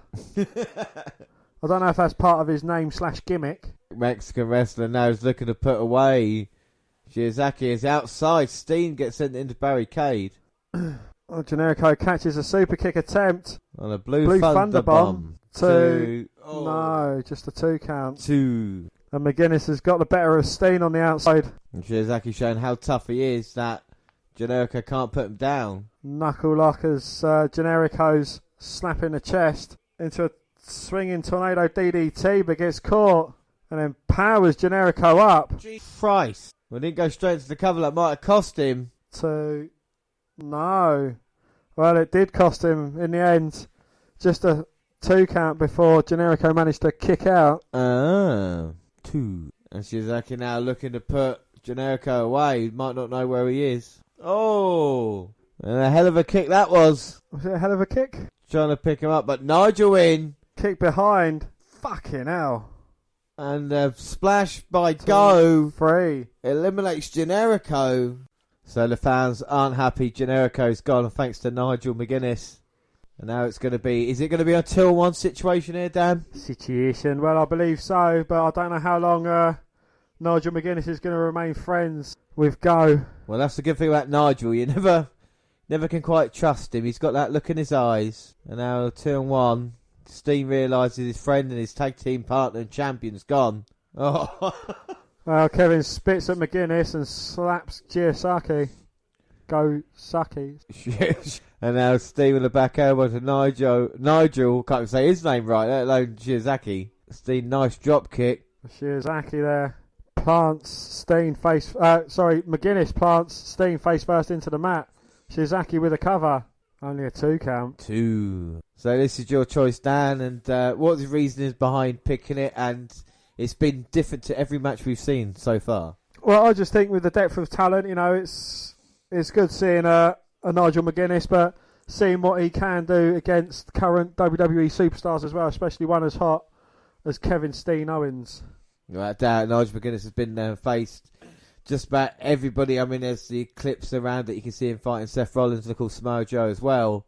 As Steen takes Shiozaki off the top rope. Go responds with a huge strike. Shiozaki looking for a superplex. Oh, Steen hit that mat. Into the cover. 2. No, Steen with a kick out. And this is showing more the intelligence of Nigel Mcguinnes, hasn't it? Absolutely, yeah. You know, he's stuck on the outside, always gone for the smaller of the two between Steen and Generico. And he certainly is the most freshest in this match, regardless of who he might have to face in the final two. Steen and Shiozaki trading blows in the middle of the ring. Steen goes low, pop up, powerbomb. Doesn't go straight into the cover though. That could hamper him. Instead chooses to go up top. Shiozaki still down, but Mcguinnes trying to set him up for a Tower of London. Oh no. My God.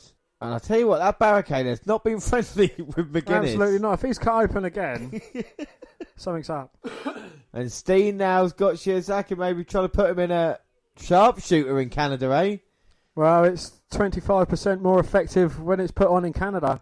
And another 25% more effective when put on by a Canadian. Exactly. Great point there. Shiozaki goes for the knee but missed. And at the moment, this is a handicap match. Well, Steen's holding his own as Mcguinnes tried crawling into the ring.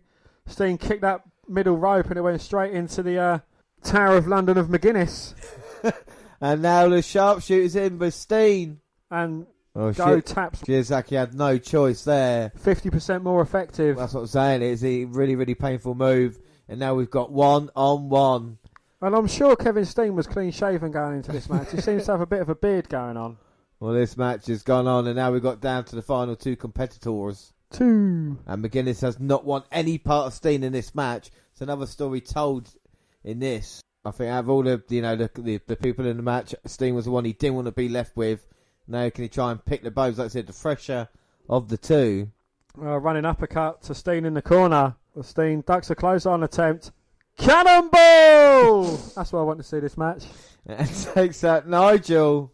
1, 2. No, just a 2 count. 2. But I think this is the difference between an indie wrestler and a developmental wrestler. In NXT, you kind of see the character and the work, whereas with Kevin Steen in this, he's kind of a complete wrestler at the moment. You know what I mean? Like I said, the stuff he does now is still the same. Like everything is still there. It's just a little bit of changing rather than completely learning how to wrestle. You know, Steen is fantastic. Oh, well, not that fantastic because he just missed a shooting star press. A moonsault. A moonsault is what I was aiming for. That's what Steen was I missed for. as much as Steen. Yeah. Now he's in trouble with the knee. If he hits a stunner now, yes, I'm going to be fucking through the roof. Well, Steen in his hometown. And you've got more of a percentage chance of escaping a figure 4 if you're Canadian and it's put on you by someone who's non-Canadian in Canada. A sharpshooter. That's what I meant. You know what I meant. Stop being stupid. Oh, wait a minute. Steen's got Nigel up. Neck breaker. 2. No, just a 2 count. 2. Well, you can see there Nigel, he's wary of his surroundings. And I think at that time he's just getting a little bit of a breath back in the cover. And Steen now. Thumbs up, thumbs down. Looking for the sharpshooter. But Mcguinnes didn't want any of that. Right to the eyes. And he means necessary anyway. He doesn't mind if it's disqualification if he gets involved with the referee. Well, jawbreaker. Mcguinnes looking for the lunatic lariat, but gets caught straight into the sharpshooter. Well, we've seen Mcguinnes in some serious trouble here tonight. Not with the cattle mutilation, the Austin Aries submission as well. And now we're seeing it again with a sharpshooter. He's a man who can take a lot as he managed to get to the ropes. And he goes to the outside. And we've got a 20 count to deal with his Steen now going up top. Mcguinnes up onto the apron now. Looking for a Tower of London. This time it's successful on the hardest part of the ring. Rolls Owens back in. 1, 2, no. Well, somehow Steen still in this match gets shot up at 2. 2. And as we've seen with Nigel, he's not put off when he can't put someone away because he knows he's going to use the clothesline. Places Steen on the top turnbuckle looking for a Tower of London in the ring. And I think Steen realises this is his last chance. Wow, manages to escape it. Pushes Mcguinnes into the referee. And now what's Mcguinnes looking for? His championship belt. And he's going to use it at Tower of London. No, Generico's in. A hell of a kick in the corner. And now what can Steen do to capitalise? Package pile driver. Hits it. Steen with a cover. 1, 2. Oh. No. Well, He got the free count, but the referee noticed that Mcguinnes had his foot on the bottom rope. Steen's joy turns into despair. We've seen every classic way a champion can continue his reign as well. Do you know what I mean? Absolutely. Walking out trying to get DQ'd. Foot on the bottom rope. Escape by any means necessary. But this could be it for Nigel. This could be the end of his run. Bullfrog splash. Steen's going up. Senton. Nothing but knees. Knees up for Mcguinnes. Knees up, mate. And now Nigel has got Steen and he looks to be smirking. No, James, he hasn't got a cigarette in his gob, but he is laughing his arse off. It's a lunatic lariat. Hits Owens. Folds him up. 1, 2, 3. Wow. And that gives Mcguinnes the victory. Well, Mcguinnes went for the sharpshooter. Steen managing to push him off. And like I said, into the finish there. Mcguinnes looked... What do you think of the couple of matches that we've watched so far on the DVD? Absolutely. Mcguinnes, he has been absolutely phenomenal throughout it. That lunatic lariat, absolutely fucking brilliant. And I'd like to know, it's good to see where Dean Ambrose got it from. And that he originated with Nigel Mcguinnes, who absolutely used it as a fucking monster of a finisher. Yeah, fantastic stuff. So move on to the next chapter, Touching the Holy Grail. Well, things went sour quickly when Mcguinnes completed his medical screening before reporting to developmental. Some health concerns showed up and WWE withdrew their contract offer. Of course, Danielson went through and started the Yes movement, and the rest is history. Nigel's frustration was more with WWE as he felt they unfairly rescinded their developmental contract offer to him in October 2009. After a disagreement between his own and their company doctors, who have their final say on whether someone is medically fit enough to be hired. Well, instead of trying to hide the history of bicep injuries caused from using a stiff lariat as one of his finishers, it was upfront about it, passing on all of his medical records to WWE, which related to him rehabbing them without surgery. However, that bit him in the arse, as when WWE doctors saw the MRI of his left bicep, they argued it should have been, and still needed to be, surgically repaired, which would have set him back $5,000 and 6 months without pay, with no guarantee WWE would give him a contract at the end of it. Something he couldn't afford at the time, so the decision was to take TNA's contract off as a no-brainer. Dreams dashed. He debuted in October of 2009 under the name Desmond Wolfe and began a feud with Kurt Angle. Yeah. Well, you got to understand at this point he was like a kind of huge free agent. Like I said, one of the best independent wrestlers around. And in the end, like I said, having to choose TNA. But like I said, his match with Kurt Angle is what we're going to watch. And we're using a Fire Stick now to try and get Impact Plus.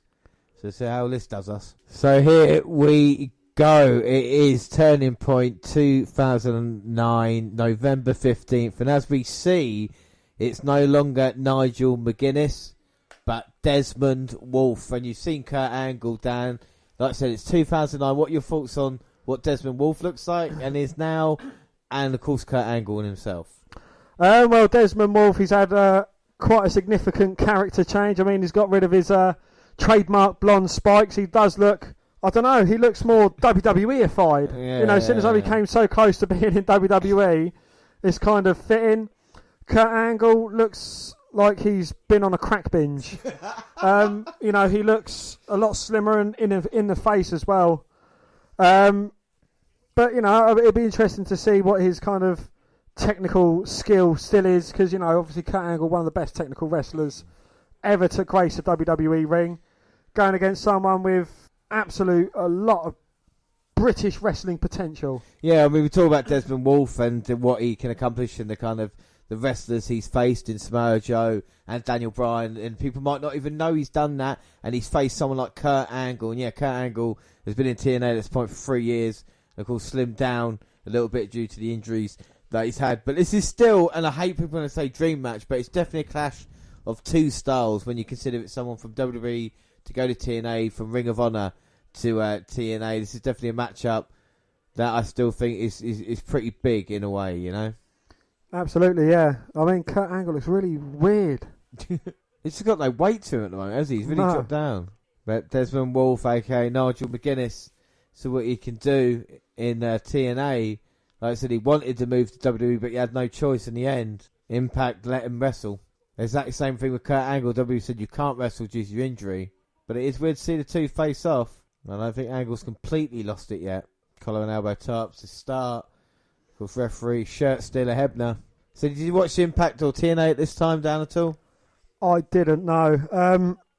I only watched it when it became free on terrestrial TV in England. Yeah, it was on Challenge when they had AJ Styles and such. I think Desmond Wolfe just a little bit after I stopped watching this. Of course, we considered WWE at the time as the advent of, I think Randy Orton and John Cena were still the top stars at this point. They needed some new blood, and that's what they got from Daniel Bryan and, of course, Nexus the following year. Whereas the TNA relied on the old, stars, and Desmond Wolfe was a little bit different to what they usually signed.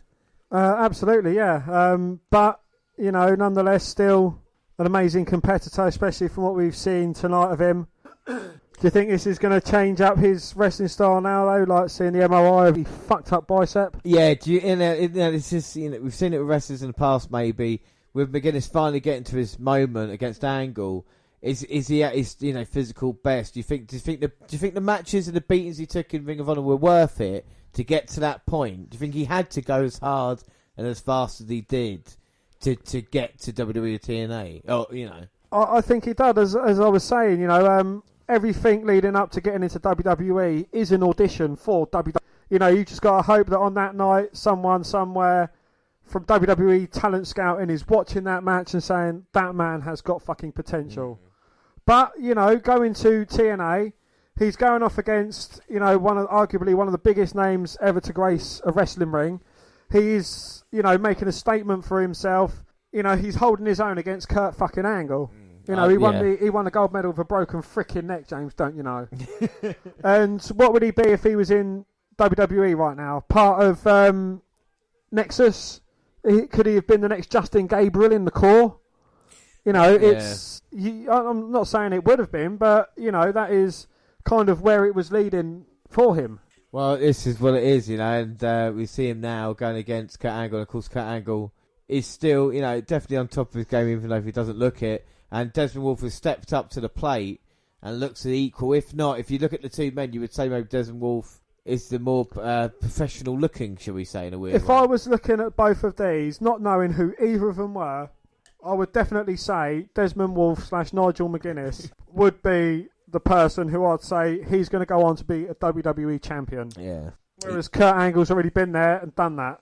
And he's definitely got the looks, definitely got the aggression. Just everything we like in wrestlers, if you know what I mean. That's what Desmond Wolfe, he does the little things well, Absolutely. His storytelling throughout all of this has been absolutely on point. Kurt Angle snaps suplex to Desmond Wolfe. And obviously going into this match with Kurt Angle, we've seen like the attacks, the blind attacks, the attacking of Kurt Angle, because he knows, someone like Kurt Angle who has been there, who has done that, who has been, even in Nigel Mcguinness' words, set in WWE, he knows, he's not someone to take lightly, where he may have taken Generico, Steen, and everyone else he's gone against in these matches now, Austin Aries, Bryan Danielson, who had not yet been there.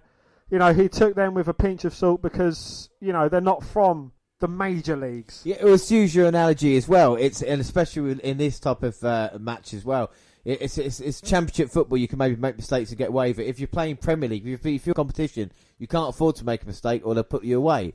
And this is the thing that Nigel Mcguiness now is seeing. He's trying to get to that level and try and prove. And it's a statement of intent to say to him, right, I was in Ring of Honor, I was champion for 300 plus days. I faced all these guys. I'm now in TNA. I don't want to be just another guy. I want to be on top to beat everybody who comes. So would you say that he's gone from League One Ring of Honor to the championship in TNA? I think definitely this time, he had brief trials with a Premiership team. He didn't quite get there, but he's gone to the championship. He is making a move up slowly.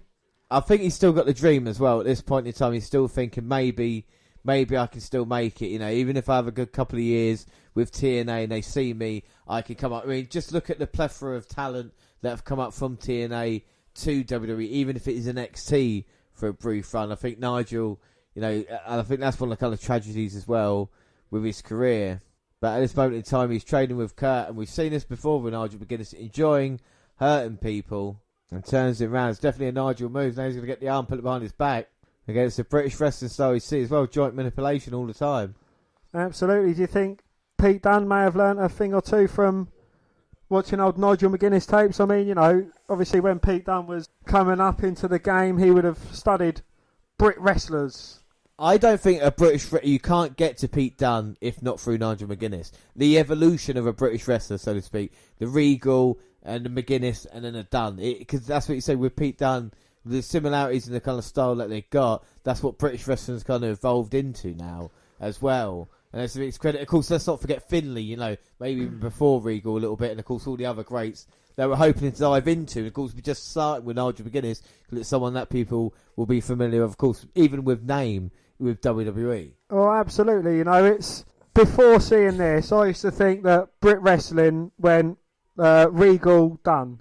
But, you're kind of leaving out a step in between. Regal was he was still in WWE at this point, I believe, or thereabouts. But he wasn't, as predominant. But now, you can kind of see Mcguiness has taken up the reins. He's kind of running with it. And these are the kind of people that that Tyler Bate has studied. They're watching tapes of him. Even Dean Ambrose. Yeah, exactly. It's evident that he's learning from him. And that just shows what a kind of a great wrestler and role model he was. Because like I said, as a champion, he was a guy who always went out there and gave it his all. And it's someone that even Kurt Angle would have respected with seeing him, And this is the thing. As Kurt Angle just hit an overhead belly-to-belly suplex, looking to come back into it after some Nigel control. Yeah, well, Kurt Angle's absorbed a bit of Nigel's punishment. Coming back with a few quick clotheslines. Irish whip reverso, but Angle comes firing back. Goes high Mcguiness into a cover. No. But Nigel managing to kick out. And Nigel now looking for the clothesline. The big lariat, of course. And we talk about trouble with his shoulders. Can he hit those every night of the week? But Kurt Angle grabs him round the waist. Looking for the trifecta of Germans. Talk about two wrestlers who suffered so many injuries. Kurt Angle, Nigel Mcguiness. He hit the third one, but he's still holding on. Well, he normally lets go after the third, but I think he realises Nigel take an extra one. Still got the grip. I like this look of Nigel Mcguiness as much as the last look as well, even though it's slightly different. It's more professional, like I said, more WWE type, the blue trunks and stuff like that. 5 German suplexes, and still got the grip locked. These two men have suffered kind of neck issues and concussion issues in the past, and Desmond's in all sorts of trouble. Well, and even Alexander Wolf got... Yeah, it's his son. Well, 6 German suplexes later, Angle finally releases his grip. James, the fucking straps have gone down. They have. And I've just realised something as well, and I'll say it in a minute, as Kurt looking for the angle slam. The Olympic slam is TNA. Well, whatever it is. Mcguiness reversed it. No. Hit a lariat, but Angle managed to kick out. I think this might be the first time ever we've seen two guys. It might not be. I'll say it's the first time. Like WWE, we've had it before, but it's the first time ever. Two guys who've had superstar profiles fighting off against each other in WNR podcast history. Of course, Nigel Mcguiness we're doing now. Kurt Angle we've done before. I believe you're correct. Undertaker versus Randy Orton. Yeah, I think Randy Orton versus Angle as well. But Mcguiness now going for the Tower of London. No, Angle wise to it. Hits an Olympic slam. Into the cover. 2. No.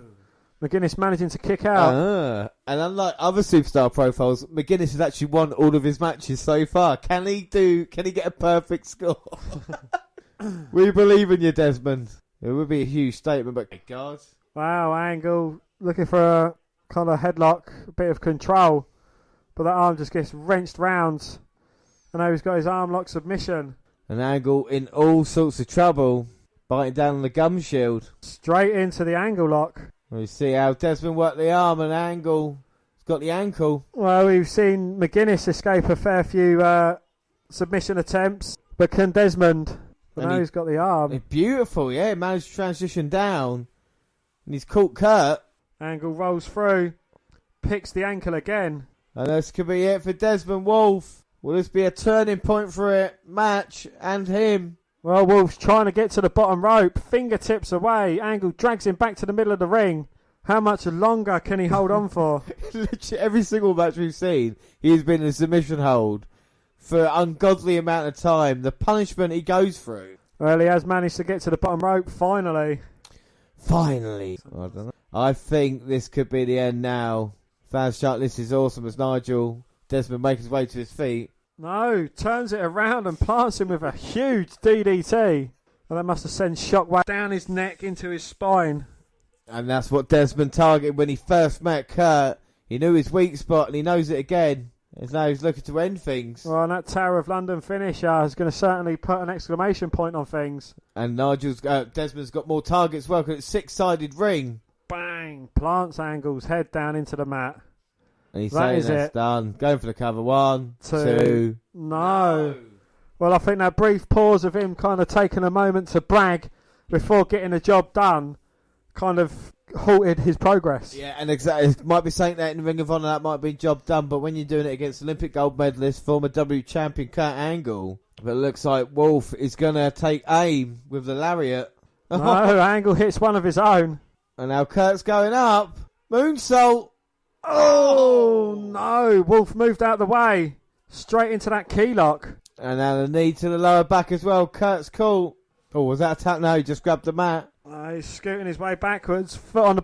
And you see Desmond's frustrated. And then look at his surroundings. And maybe the first time we've seen a little bit of frustration as he looked for another Tower of London. Although Kurt's grabbed him. Angle doing what he can to fight out, but a throat chop there kind of releases Angle's grip on him. Kurt's got his legs locked around the top rope, trying to prevent himself from being superplexed. Fighting back to Mcguinnes. Now Kurt off the top. Frog splash. 1, 2. No.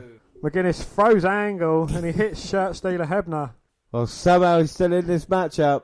Well, we talk about does Desmond Wolf belong? What would he have done at this moment in time? Fantastic match with Kurt. Win or lose at this moment. And it's Angle looking for the scoop slap. No. Oh my God, look at the tombstone pile drive him. No, reversed by Mcguinnes. Angle slides down into the ankle lock. Uh-oh, and now he's caught. If he gets the grapevine in, Mcguinnes is fucked. Yeah, right down as he realised he's trying to push him off, but like a pit bull.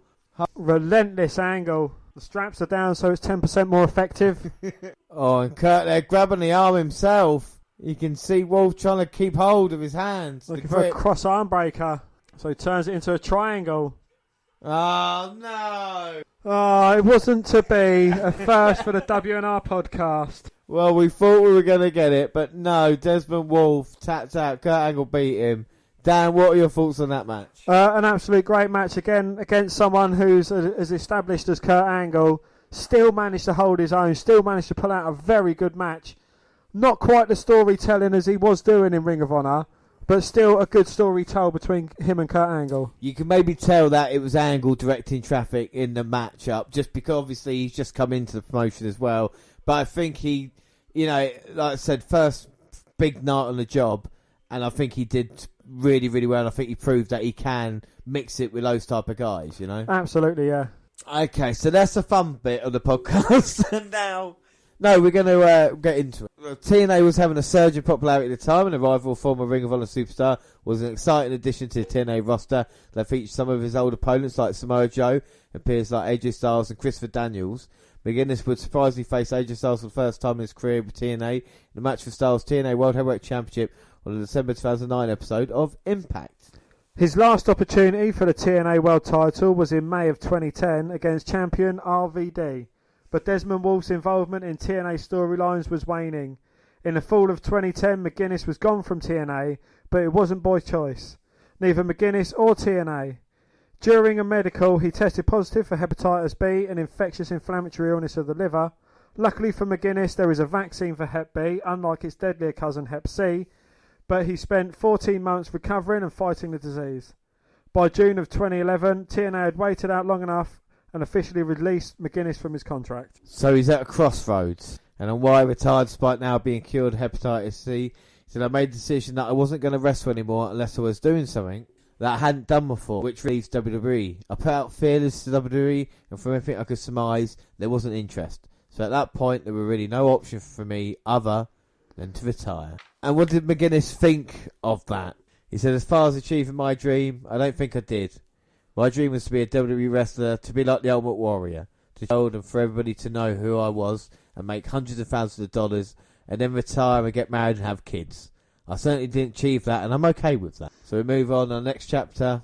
Last of the Mcguinnes. When people have asked me to name my favourite wrestling documentary over the years, I've always pointed to the Last of Mcguinnes documentary on Nigel Mcguiness, which is just a tremendous piece of art more than anything else. Funded by a Kickstarter campaign, the documentary is a very moving and very emotional tale of one man trying to achieve his dream and coming to the realisation that it would never happen. The premise of the documentary was one final tour before he quit on his dream forever for himself and for his health. At the time, the actual documentary looked like the dream was truly over. It's a breezier but not as happy-go-lucky version of Colt Cabana's excellent Wrestling Road Diaries DVD, focusing in on following Nigel as he travels back and forth between the United States and UK for his bittersweet retirement tour that was held last year.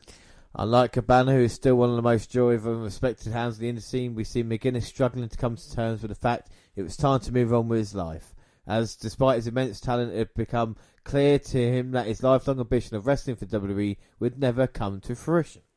There's also some eerie real-life parallels to Darren Aronofsky's 2008 movie The Wrestler. Similar to Mickey Rourke's character Randy the Ram Robinson, after having a taste of fame of being a national wrestling star, Nigel ends up working a deli counter too, before seeking closure by stepping into the squared circle for one last time run on small-time shows. However, the lasting message of the film is simple.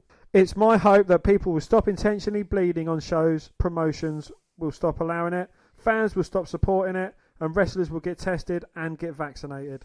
Well, Mcguiness was relatively lucky as he didn't contact hepatitis C, like he had previously been rumoured, but a less serious hepatitis B virus instead, while working for TNA. Still, it took him a course of antiviral medication to be cured of the illness after the infection didn't clear his system naturally, by which the point the trigger-happy TNA had prematurely fired him. After watching the movie, it would be hard not to agree with Nigel that an industry-wide ban on juicing is necessary and long overdue.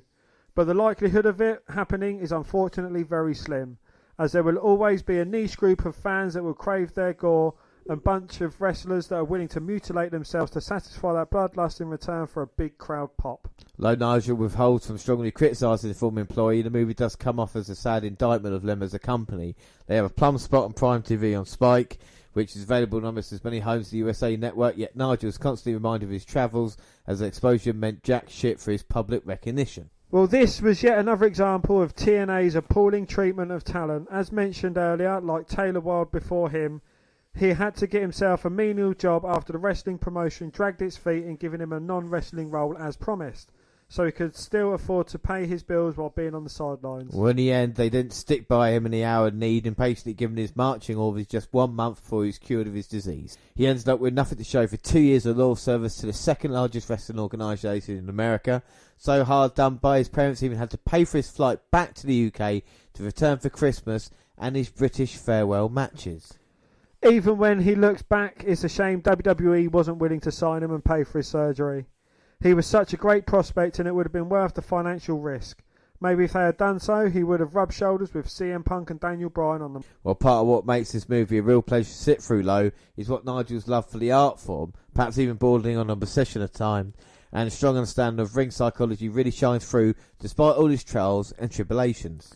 This is reflected by how the wrestling footage is edited together, perfectly capturing the buzz of the crowd and the thrill of the moment. The story he tells is also aided by the interactions of his colleagues, friends and family, who have all starkly different perspectives on the value and worth of his career. Well, my only major criticism of the film is that Nigel doesn't probe in any great detail the important issue of head trauma in professional wrestling, which was falsely believed to be the cause of his health problems at one point.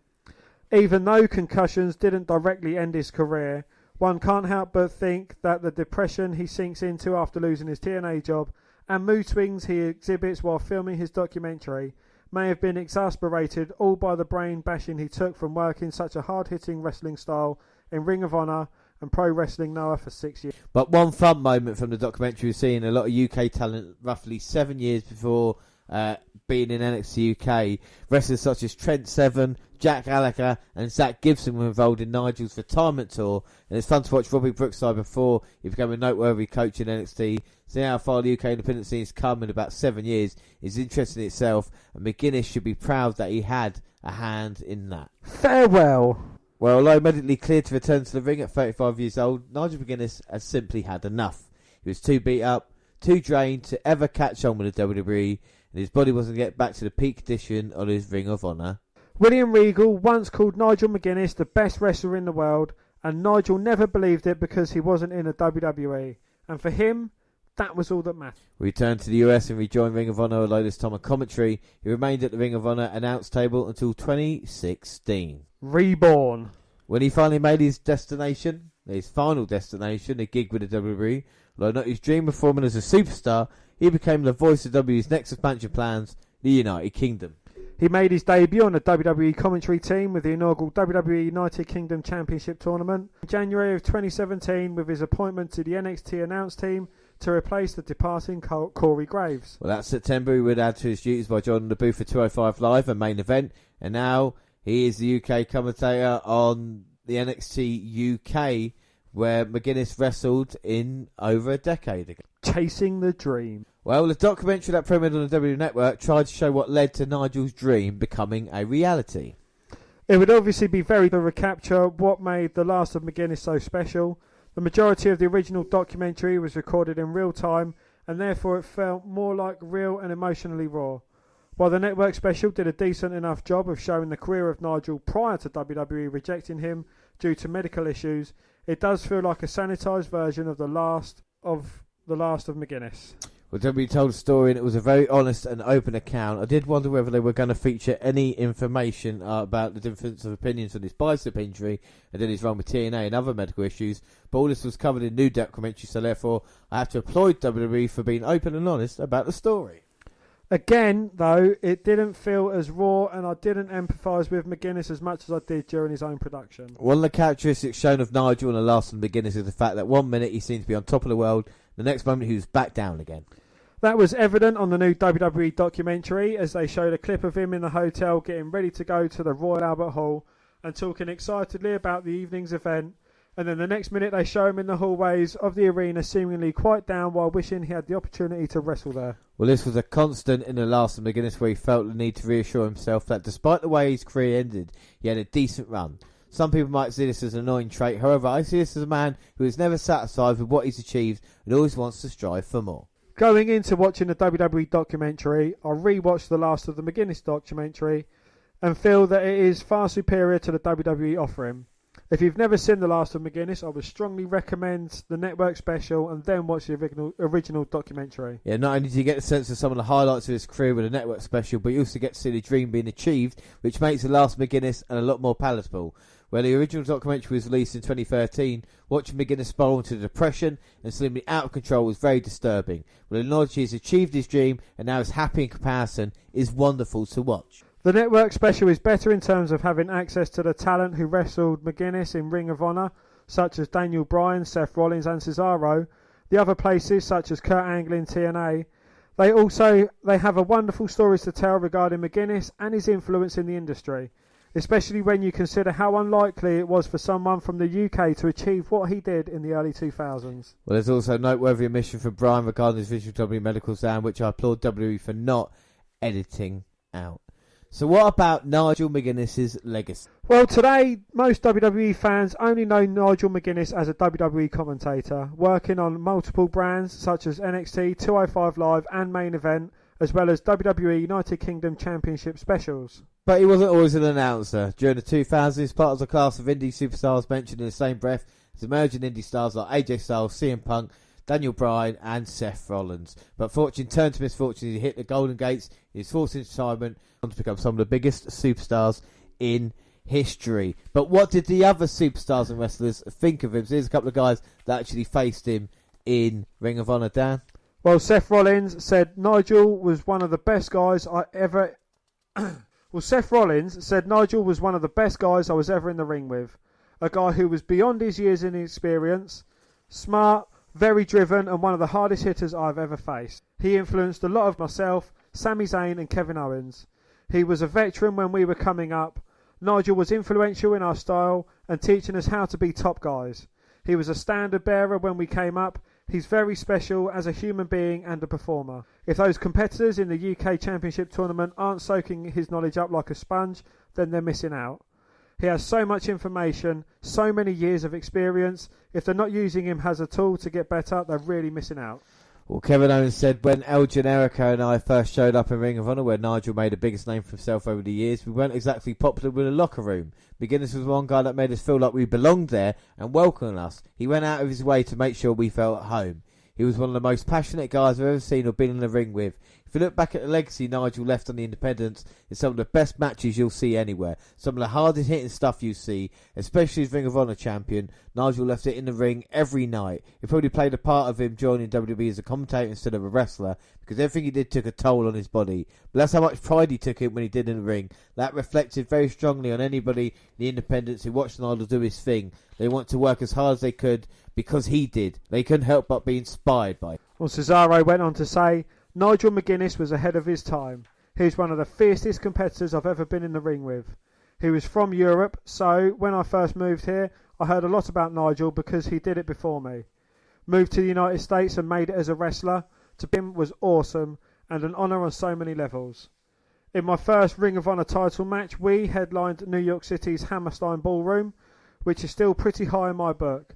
Nothing but respect for Nigel. He was Ring of Honor's champion for a long time. He gave it all, literally, for that title. Well, Austin Aries said Mcguinnes was always so driven to prove himself to himself and prove others wrong. He sacrificed a lot to chase his dream, moving across the world, away from his family, along with physical and mental toll of wrestling. It's a real success story for anybody that wants to know how to make it in the industry. Look at a guy like Nigel and what he's willing to do and to sacrifice and get where he wanted to go. It's a great example. You can do it if you're willing to put the work in. On the flip side, there's not much a better human being. Nigel Mcguinnes is a quality person. That's not always easy to come by in this crazy business we're in. It's full of egos. We're all competing with each other for a limited number of spots. A guy like Nigel is class in and out of the ring. No one deserves this more than him. I was at a crossroads in my career about 6 years ago. I moved in with Nigel down in Florida. At that time, he had lost his job at the company he was working with as I was transitioning into that company. Despite that, he was super supportive, which gave me the opportunity to get my career back on. He went out to LA, did his stuff, and was having a great time out there. But I always knew in his heart of hearts, in the back of his mind, WWE is where he wanted to and deserved to be. Now he's got the chance. So Nigel Mcguinnes, that is nearly it. But Dan, what are your thoughts on Nigel Mcguinnes? You came in today knowing him as a... Well, what are your thoughts? How did you know Nigel Mcguinnes before today? And now what are your thoughts afterwards? Before today, he was just a commentator that I used to take the mick out of the way he spoke. And he was literally just, Nigel Mcguinnes, talking about wrestling, sat ringside, not doing much, not having much of a respect in my opinion. But after seeing Nigel, I will no longer take the piss out of the way you talk, because the respect you've gained from me from doing what he does in the ring, absolutely fucking brilliant. He was someone that, if he hadn't have had that bicep injury, if WWE hadn't have taken that chance, he could have been something a lot more special and achieved his dream, which he worked so hard to do. Do you think he deserved his own superstar profile on the WNR podcast? Absolutely. Before sure, I thought he was just going to be another fucking wrestler that kind of done a few matches, you know, had wrestling matches against such and such, but, you know, a 350-day run with a Ring of Honor title, absolutely fucking epic.